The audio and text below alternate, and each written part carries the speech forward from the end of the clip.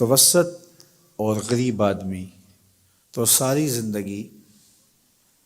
جس طرح کولو میں بیل جتا ہوا ہوتا ہے کام کاج میں جتے رہتے ہیں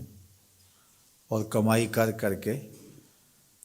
لوگوں کی ضرورتیں ہی پوری کرتے رہتے ہیں۔ ایک بیٹی کی شادی کی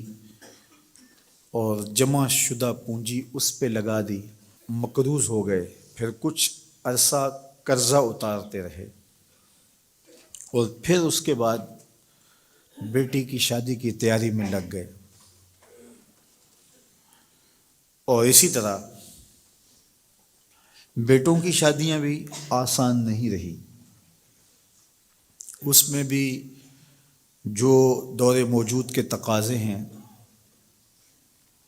اور پھر جس طرح بھاری اور بھرکم ولیمہ کرنے کا ایک کلچر پیدا ہوا ہے، جس سے آپ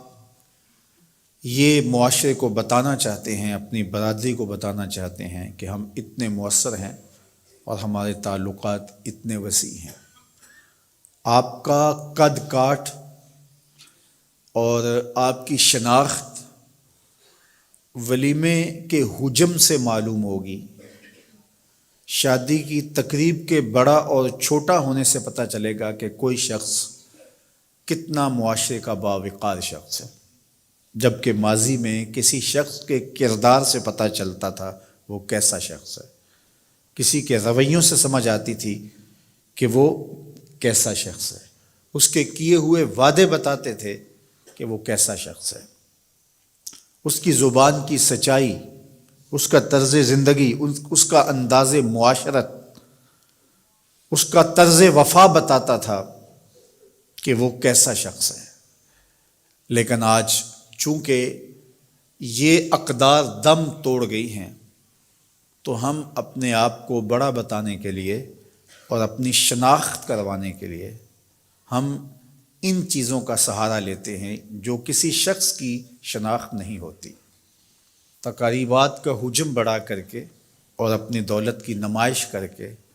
اور کچھ شخصیات کو اپنے پاس مدعو کر کے ہم یہ تاثر دینا چاہتے ہیں کہ ہم اس معاشرے کے انتہائی اہم شخص ہیں اور ہمارے تعلقات کا سلسلہ بہت دور تک پھیلا ہوا ہے، اور نتیجہ کیا کہ ہمارا سارا سرمایہ انہی کاموں کے اندر صرف ہو رہا ہے۔ متوسط لوگوں کے لیے بہت بڑی مصیبت اور بہت بڑا مسئلہ بن جاتا ہے، اور غریب آدمی بھی اس چکی میں پس رہے ہیں۔ یہ جہیز کا کلچر اور یہ لشکر کی صورت میں باراتوں کی آمد، گھر کے کچھ افراد اور کچھ ضروری لوگ اگر آ جائیں تو اس میں کوئی حرج نہیں ہے،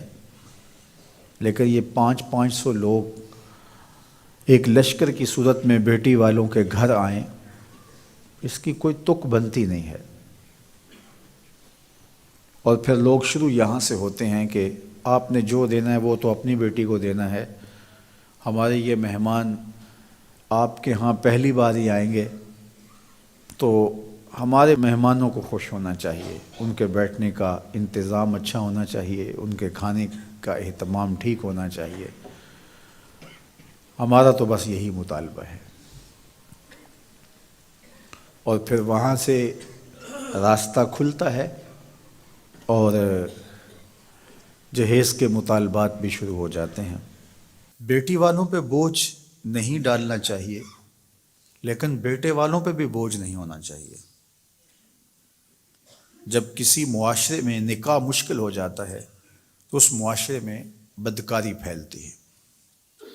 اس لیے نکاح کو آسان بناؤ تاکہ بدکاری کی طرف رغبت اور آسانی نہ ہو۔ ہمیں سادگی کے ساتھ نکاح کرنے کی تلقین کی گئی ہے۔ فرمایا نکاح اعلانیہ کرو اور نکاح کو مسجدوں میں منعقد کرو۔